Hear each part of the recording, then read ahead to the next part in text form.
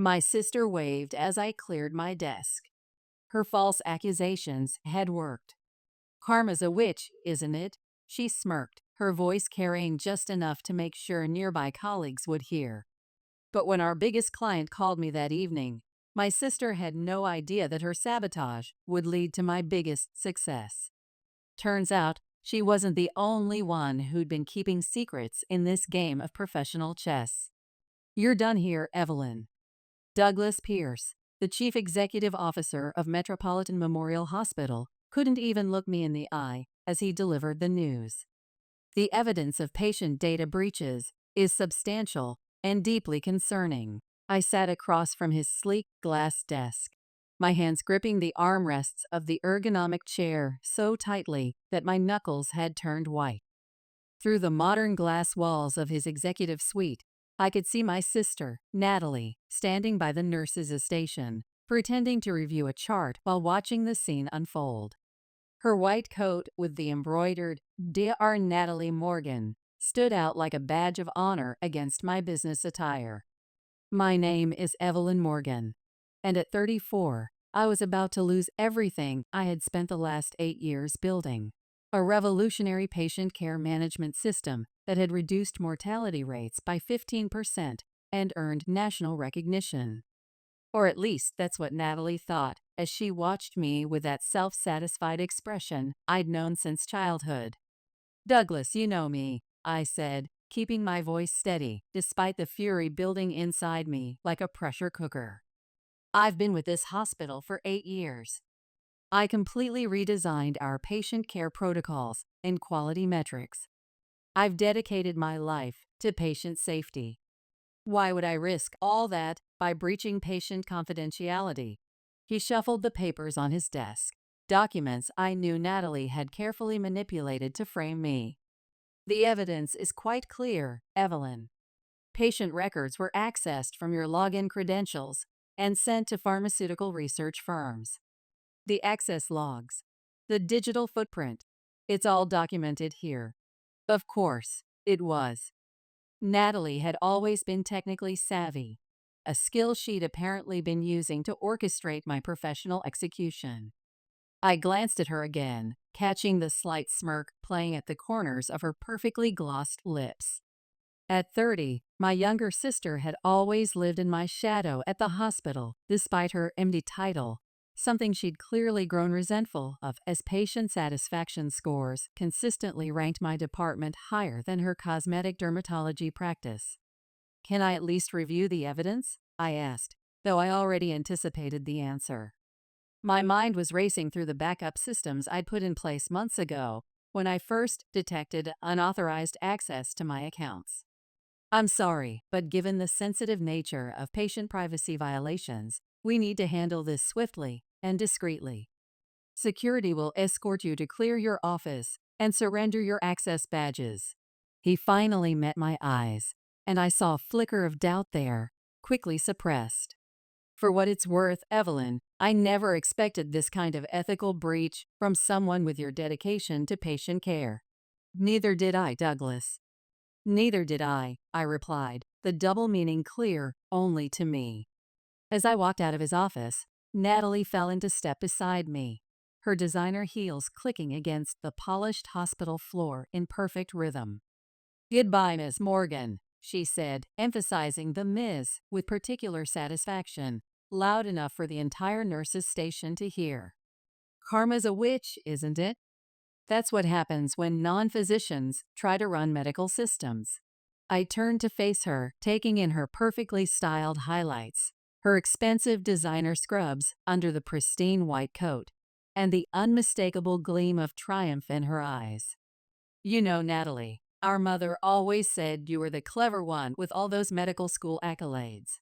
I smiled, watching confusion flicker across her expertly Botoxed face. "I guess she was right about your cleverness, if not your ethics." The confusion turned to suspicion. She hadn't expected me to be so composed in the face of professional execution. Good. Let her worry about what I might know. Security waited by my office, my former office now, with a cardboard box. 8 years of work, of building evidence-based care systems, of improving patient outcomes, reduced to whatever personal items I could carry out in a single container. As I packed my things, I could feel the stares of my colleagues, could hear the whispers already spreading through the hospital corridors. Did you hear about Evelyn Morgan? Can you believe it? She accessed patient data illegally, and she seemed so committed to privacy protocols. Natalie hovered nearby in her white coat, with Dr. Morgan prominently displayed, obviously savoring every moment of my humiliation. She orchestrated this takedown with surgical precision. I had to give her that.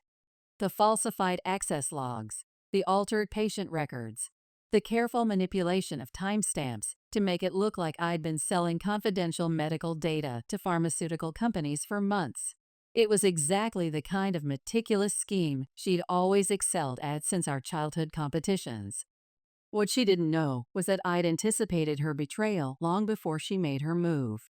3 months ago, I'd noticed anomalies in the hospital's electronic medical record system. Patient files accessed during my scheduled meetings. Treatment protocols modified after I'd documented them. Suspicious discrepancies in medication records. Most healthcare administrators would have attributed these to routine system glitches, but my nursing background had taught me to be more vigilant. I'd grown up with Natalie, after all.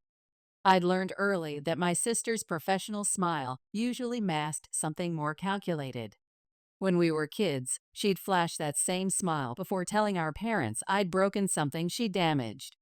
In high school, she'd smile benevolently before informing our parents about my study group parties, conveniently omitting her own weekend activities with the football team.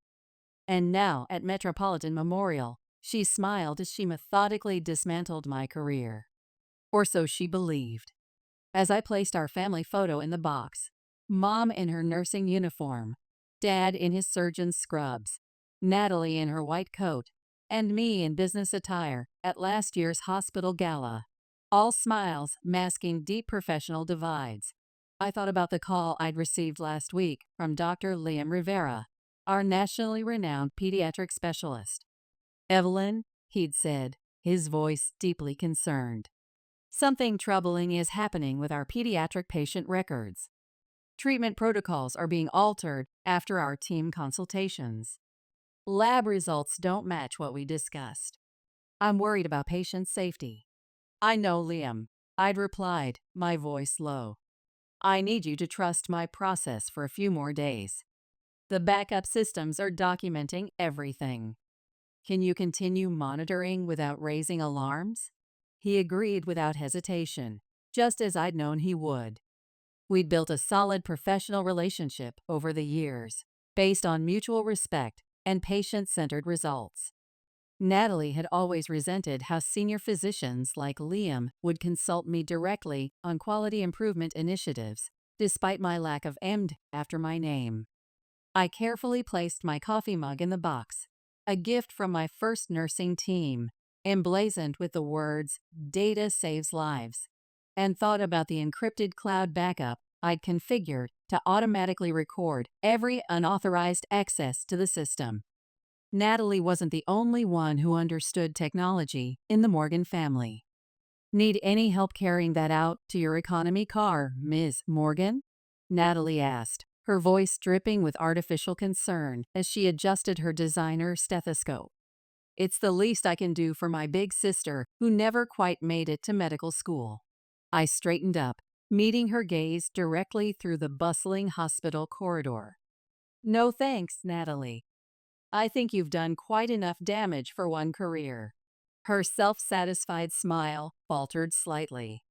Again, she'd expected tears, desperate pleas, uncontrolled anger. Anything but this composed confidence. Natalie had never understood that true professional power isn't displayed in the attack, but revealed in the response to adversity. A security officer walked me to the elevator, his discomfort evident in every step. I caught fragments of Natalie's conversation with Douglas as the distance between us grew. Such a shame about her data breach. Never suspected someone with her background. Fortunate we caught it before patients were harmed. Her voice faded as the elevator doors closed, and I allowed myself a small, knowing smile. The security guard, Robert, who had worked with me on implementing hospital-wide safety protocols for years, looked visibly troubled. Miss Morgan, for what it's worth, this doesn't feel right to many of us. Your dedication to patient safety has always been exemplary. Thanks, Robert. In healthcare, things aren't always what they appear to be on the initial assessment. That's why we verify data before making diagnoses. The hospital lobby was mercifully empty as I walked out of Metropolitan Memorial for what Natalie believed would be my final exit. The spring air carried the scent of blooming magnolias from the hospital's healing garden across the entrance.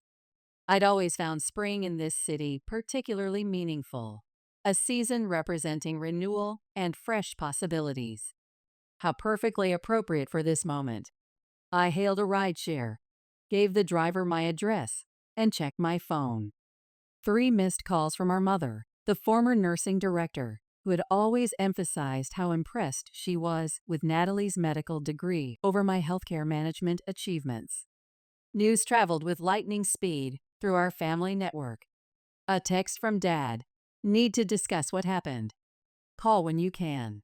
And there, precisely as anticipated, a message from Dr. Liam Rivera. Just heard the disturbing news. My trust in your integrity remains unshaken. Dinner at Antonelli's at 7?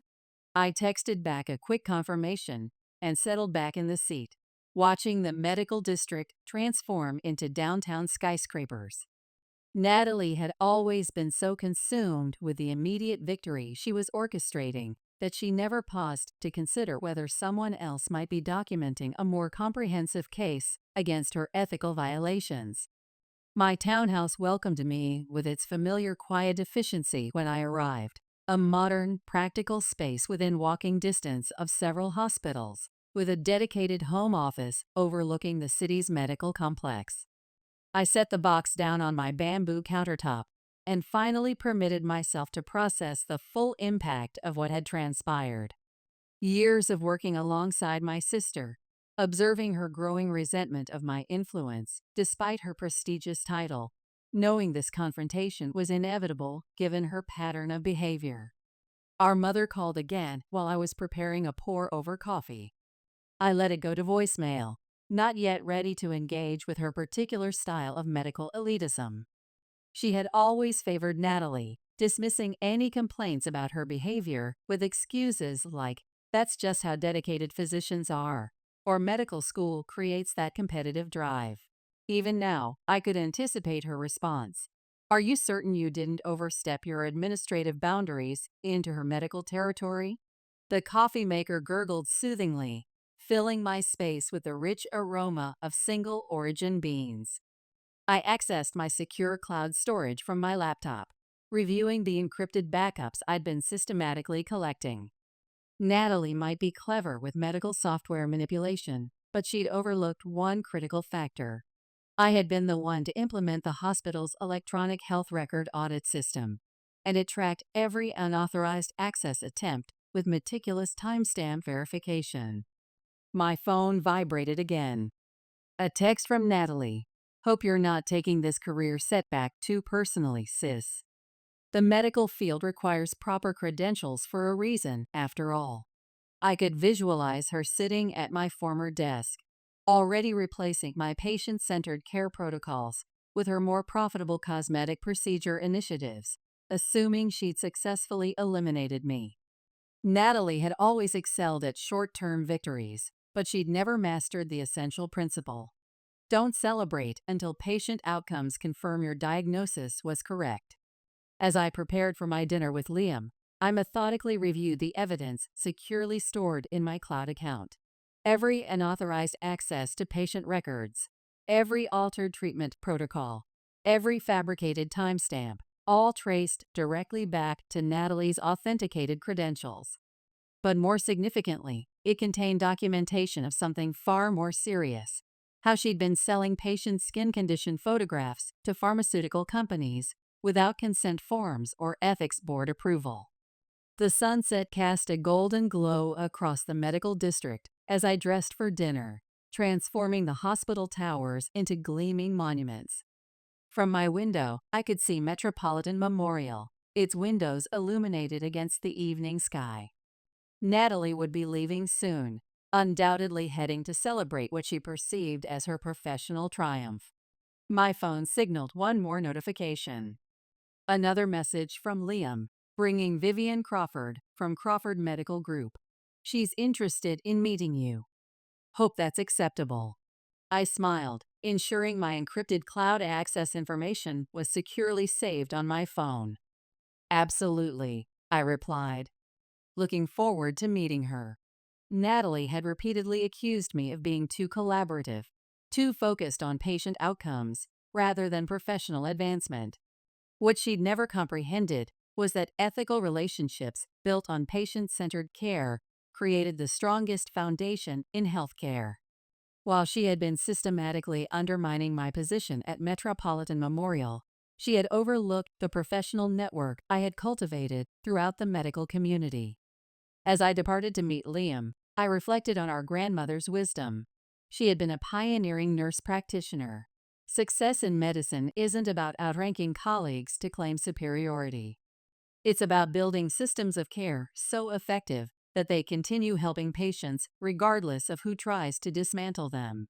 Natalie had dismantled my position at Metropolitan Memorial, but she had unwittingly created an opportunity for me to build something substantially more impactful.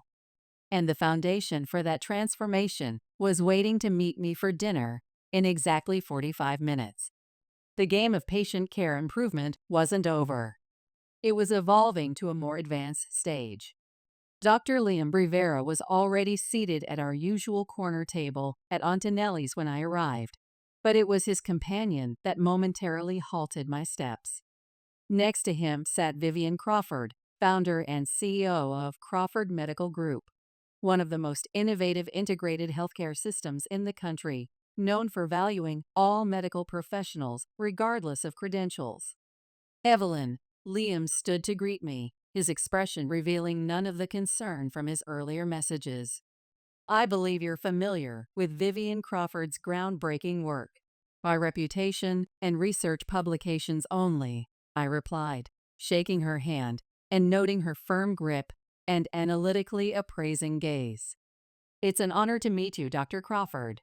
Vivian, please, she corrected warmly, gesturing toward the empty chair. And actually, it's not doctor. I started as a nurse before earning my PhD in healthcare administration.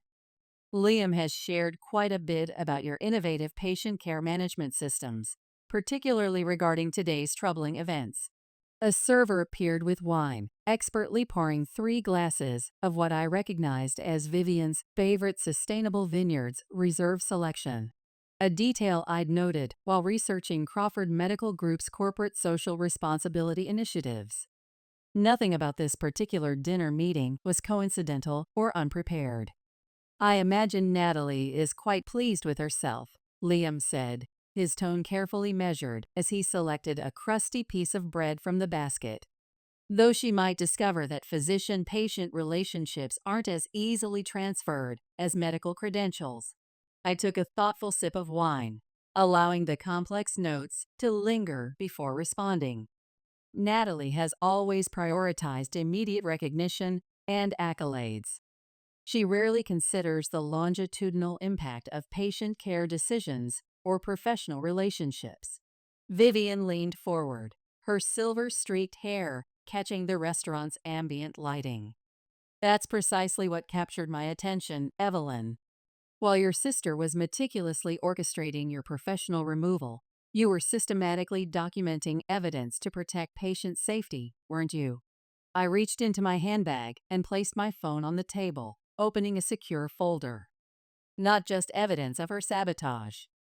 3 months ago, I discovered Natalie was engaged in something far more serious than fabricating evidence against me. She's been selling patient photographs and dermatological data to Luminex Pharmaceuticals without proper consent or IRB approval. Liam's expression transformed to one of professional alarm. Luminex? They've been releasing remarkably targeted skin treatments lately with unusually accelerated clinical trials. Remarkably targeted indeed, Vivian confirmed, her expression grave. My medical ethics committee has been investigating their research protocols, but we couldn't identify their data source. Until now. I navigated through my phone, displaying a series of meticulously organized screenshots and audit logs. Natalie believed she was being clever using her personal device for hospital system access, but she'd overlooked the comprehensive audit trail I had implemented across all hospital electronic systems 2 years ago as part of our HIPAA compliance upgrade.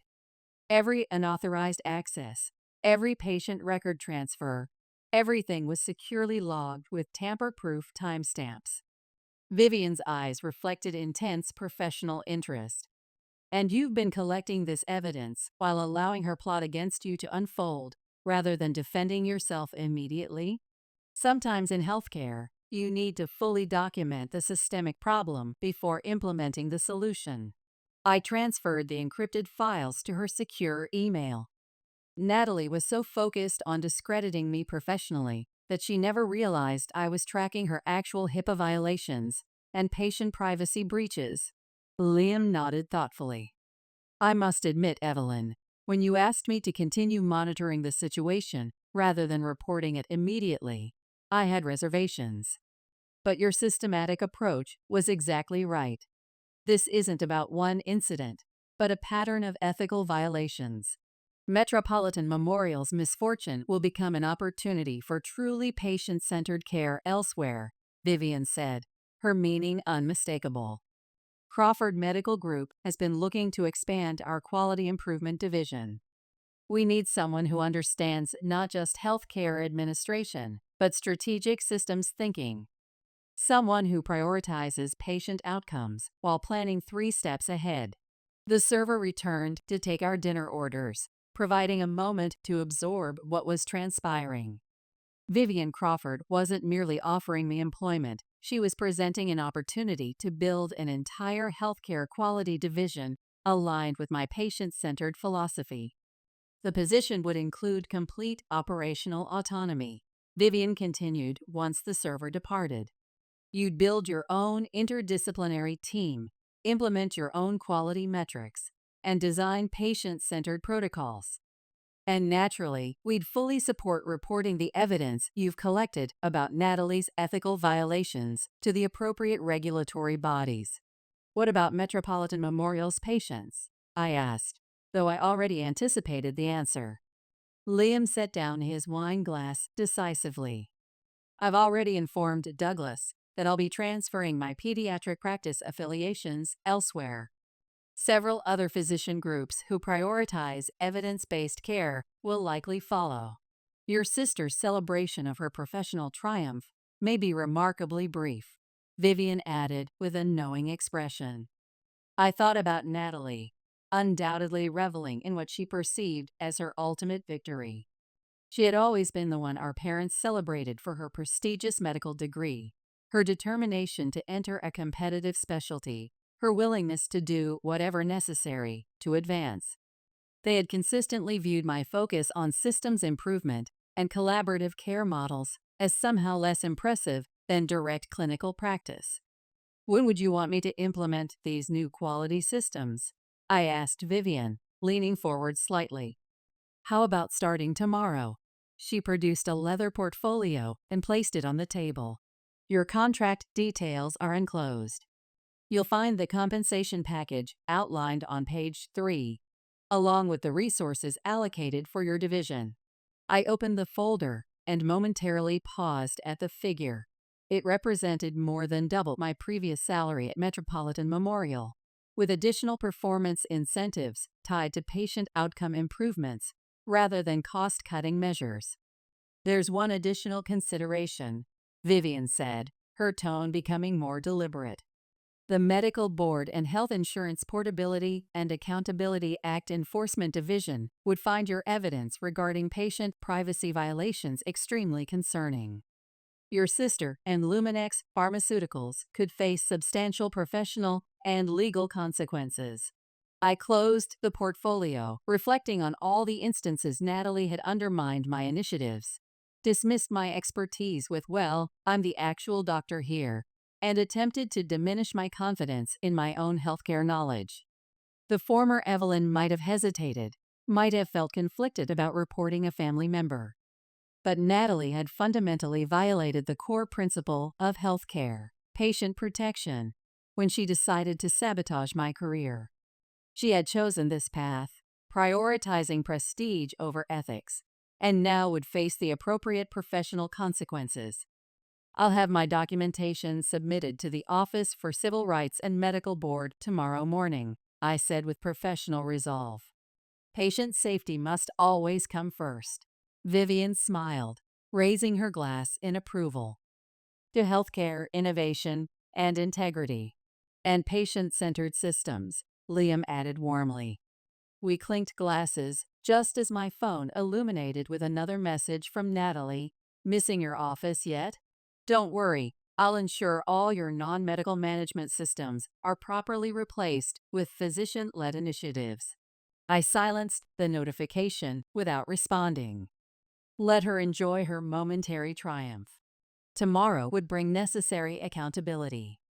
The remainder of dinner unfolded in a productive discussion of healthcare transformation strategies and future quality initiatives.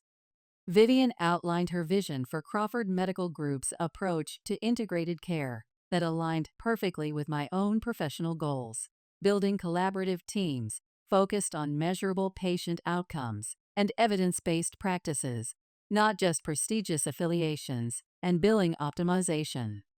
As we finished our after-dinner espressos, Liam cleared his throat. "There's something else you should know, Evelyn. Your sister has already approached several physician leaders, suggesting your quality metrics were artificially manipulated and offering to restructure care protocols under her dermatology department's oversight." "That's entirely consistent with her pattern," I replied, unsurprised. Natalie had always attempted to claim territories I developed, whether it was the high school science fair project I conceptualized or my research methods in college. She's going to experience quite a professional reality check when she discovers that medical relationships are built on demonstrated outcomes, not just credentials, Vivian observed. Trust in healthcare is earned through consistent results, not conferred by titles. Outside the restaurant, a sleek hybrid vehicle awaited, one of the sustainability initiatives of my new position at Crawford Medical Group. As Vivian's driver held the door, she turned to me with a final observation. "Evelyn, I've been in healthcare leadership for nearly 4 decades. I've witnessed every variety of professional sabotage, every form of ethical compromise. But I've rarely encountered someone who responded to such challenges with your level of methodical documentation and patient-focused strategic thinking. Thank you, Vivian." "Save your gratitude," she replied with a knowing look. "Tomorrow, when the Office for Civil Rights investigators arrive at Metropolitan Memorial, you may find yourself navigating more complex family dynamics than anticipated." She was right, of course. Our mother would be devastated by her medical daughter's downfall. Our father professionally embarrassed. The Morgan name, respected in medical circles for generations, would be tarnished by Natalie's ethical violations. But healthcare families, like hospital systems, sometimes needed to confront uncomfortable truths to implement meaningful improvements. As my driver navigated through the medical district, I reflected on the office I'd been forced to clear out just hours earlier. Natalie was probably sitting at my former desk right now, feeling secure in her professional coup, completely unaware that her career was about to implode due to her own ethical breaches. My phone illuminated with one final notification. A message from our mother. "Natalie explained everything about your data violations. How could you compromise patient confidentiality like this? We raised you to respect the medical profession, even if you couldn't become a physician yourself." I silenced my phone without responding. Tomorrow would bring enough professional turmoil. Tonight was for acknowledging progress. Natalie had attempted to dismantle my career, But in doing so, she had inadvertently propelled me toward an opportunity far more aligned with my patient-centered vision than Metropolitan Memorial could ever have provided. Sometimes true professional vindication isn't about retaliation, it's about advancing healthcare quality despite obstacles. The following morning, I arrived at Crawford Medical Group's modern headquarters, just as sunrise illuminated the city skyline. Vivian had arranged for me to have a corner office on the executive level, with a broader perspective than I'd ever had at Metropolitan Memorial, offering panoramic views that made my previous workspace seem cramped and outdated. My phone had been vibrating continuously since early morning. Information circulates rapidly through healthcare networks, and the Office for Civil Rights Investigation at Metropolitan Memorial had already become the central topic throughout the medical community. I muted the notifications, focusing instead on establishing my new Quality Improvement Command Center. Then my phone displayed a caller I couldn't dismiss. Douglas Pierce himself. Evelyn. His voice sounded strained, lacking its usual authoritative tone. We need to discuss what's happening. What specifically, Douglas? The hasty judgment you passed without thorough investigation?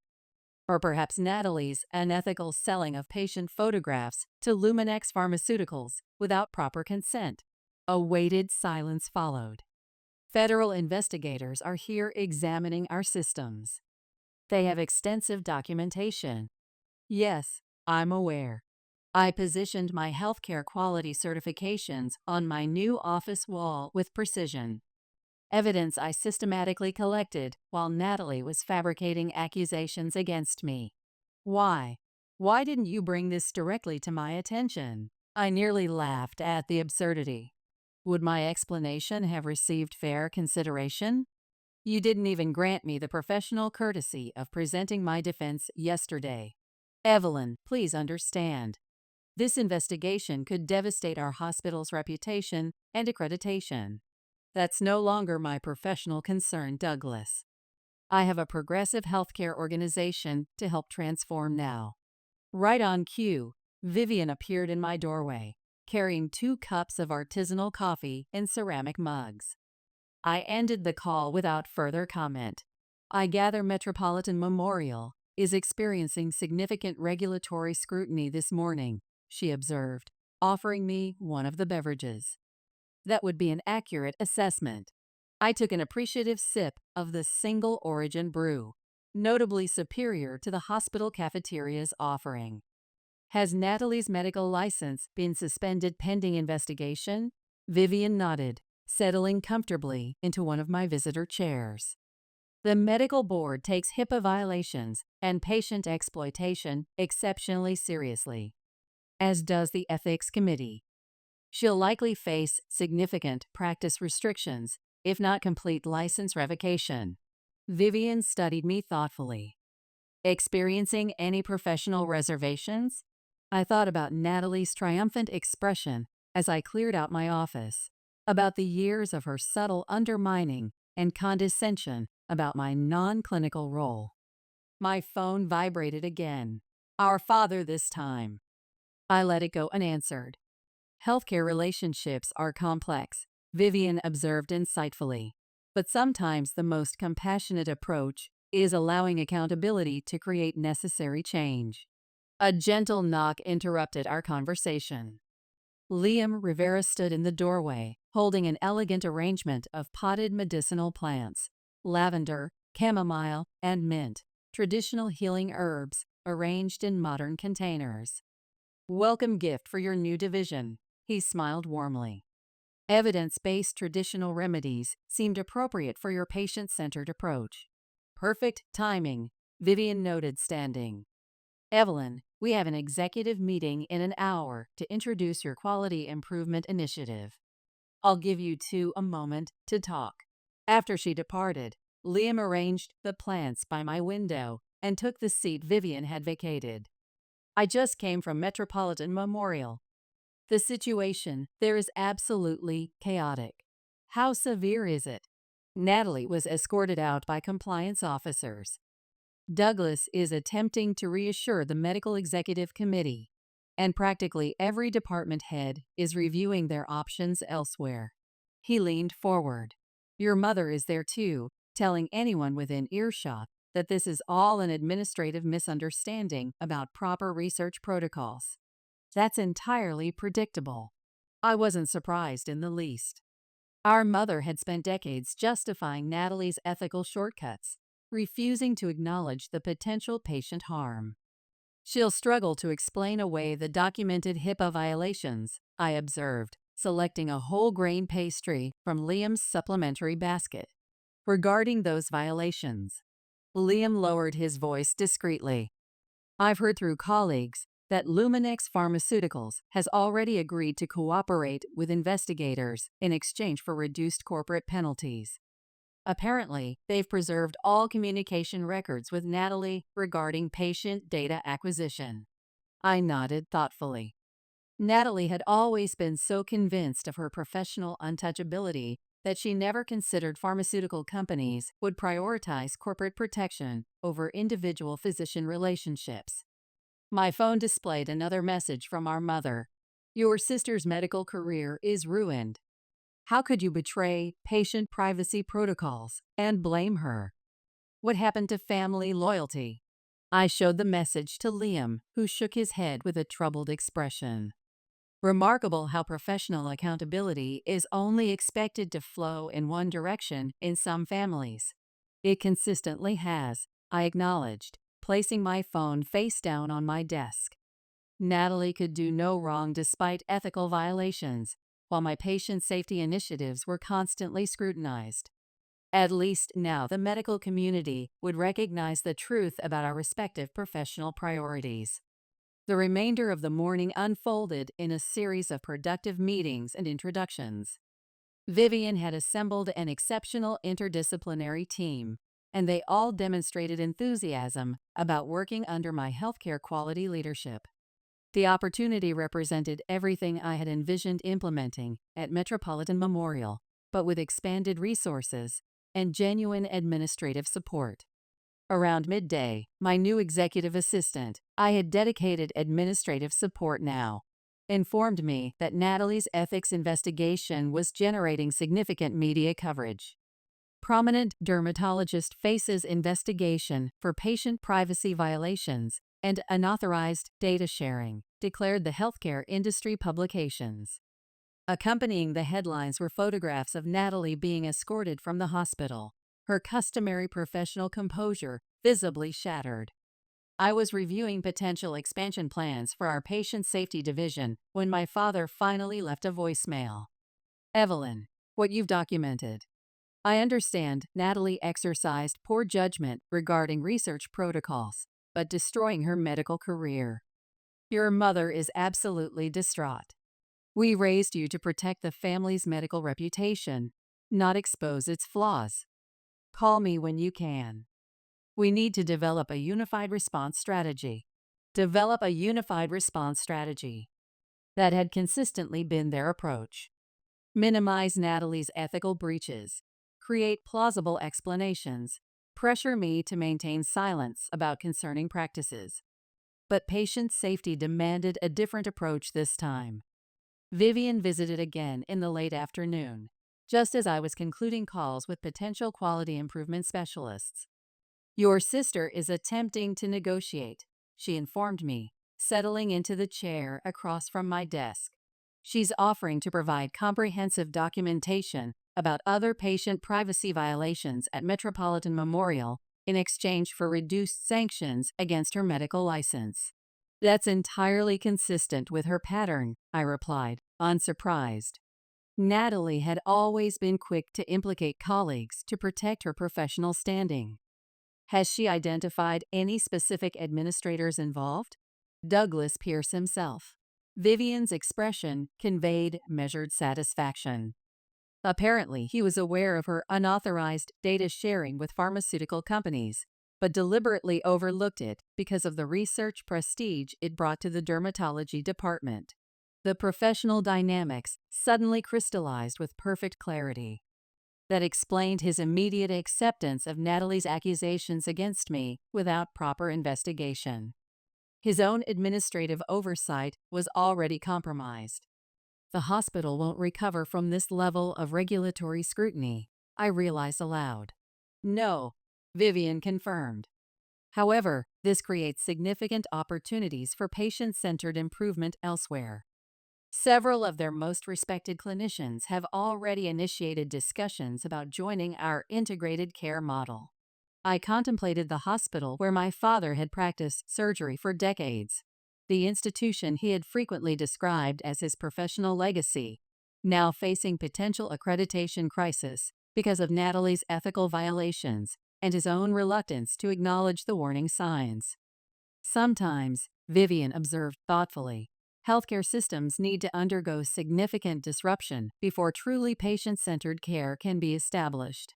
1 month later, I stood at the panoramic windows of my executive office at Crawford Medical Group, watching the sunset illuminate the medical district in golden hues.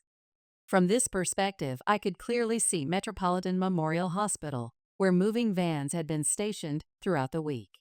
The institution was undergoing complete administrative restructuring, its physician groups reorganizing, its reputation severely compromised.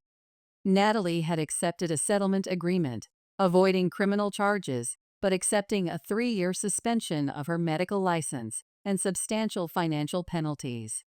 She had relocated to our parents' suburban home, her luxury condominium, and designer wardrobe liquidated to cover legal expenses and patient compensation.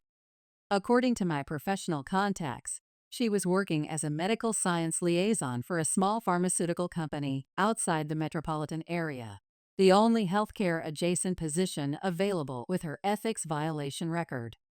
My phone displayed a message. A text from my father. Could we meet privately? Just the two of us. After brief consideration, I responded, Antonelli's. 7:00. He was already seated when I arrived, appearing noticeably more fatigued than I remembered. The intervening month had evidently taken a considerable toll. You look remarkably well, he observed as I joined him. Crawford Medical Group seems to be an excellent professional fit. It genuinely is. I studied his expression carefully. How is Natalie managing? He exhaled deeply, running his hand through his significantly grayer hair. Struggling professionally and personally. Your mother's having difficulty accepting the situation as well. And your perspective? I've been engaged in considerable reflection, he acknowledged with uncharacteristic humility, about our parenting approaches with both of you, about the problematic behaviors we overlooked with Natalie. We failed you significantly, Evelyn. We consistently excused Natalie's ethical shortcuts because of her medical degree, made you feel obligated to be the reasonable one despite your valid concerns. We never fully recognized how deeply that professional favoritism affected you. I took a measured sip of water, allowing his unprecedented acknowledgement to register fully. This represented the most substantial recognition of family dynamics he had ever offered. Natalie made her own professional choices, I responded carefully. But yes, you and Mum consistently reinforced her sense of entitlement as a physician. She asks about your work regularly, you know. Says she finally understands your emphasis on systemic safeguards and quality protocols. I considered my sister, who had spent years attempting to undermine my healthcare contributions, only to compromise her own medical career through ethical violations. I didn't document the violations for personal vindication, Dad. I did it because patient protection is our fundamental responsibility. He nodded slowly, the physician's oath clearly resonating. I recognize that. That's what makes this situation particularly difficult to accept. You were always the ethically rigorous one, the voice we should have heeded regarding proper protocols. Our meals arrived, providing a natural pause for reflection. The restaurant was populated with healthcare executives and physicians I now collaborated with through Crawford Medical Group's expanding networks. Vivian Crawford has proposed acquiring Metropolitan Memorial's remaining viable departments, he said unexpectedly. She intends to integrate them into your patient safety division as a demonstration project. I was aware of this strategic initiative, having recommended it to Vivian myself. What's your response to the proposal? I'm supporting acceptance. I believe it's appropriate timing for my complete retirement from clinical practice. He managed a tentative smile. Perhaps you might consider retaining some of the nursing staff who weren't involved in the violations. They deserve opportunities in a properly managed system. We've already extended offers to several outstanding nurses and quality specialists. Elena from ICU joins our team next week.